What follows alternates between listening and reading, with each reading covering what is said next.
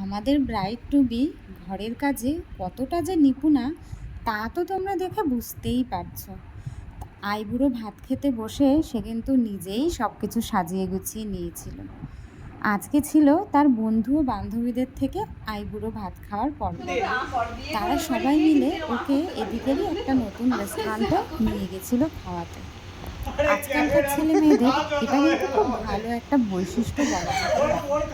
তারা নিজেরা রান্নাবান্না করে খাওয়াতে না পারলে কি হবে, রেস্টুরেন্টে নিয়ে গিয়ে এই যে এত সুন্দর করে ভালোবেসে খাওয়ায়, এটা কিন্তু একেবারেই ভোলার নয়। হাসি ঠাট্টা মজা বন্ধুত্বের এগুলোই তো সৌন্দর্য, এগুলো সারা জীবন মনে থেকে যাবে। সুস্মিতা কিন্তু আমার নিজের বোন নয়, কিন্তু আমার দূরের আমার বোনের সাথে বন্ধুত্ব বহু পুরনো। ওদের সাথে সাথে আমাদের দুই পরিবারের মধ্যেও কিন্তু একটা মধুর সম্পর্ক গড়ে উঠেছে। আগামী দিনে ওর বৈবাহিক জীবন খুব ভালো কাটুক সেটাই আশা করি।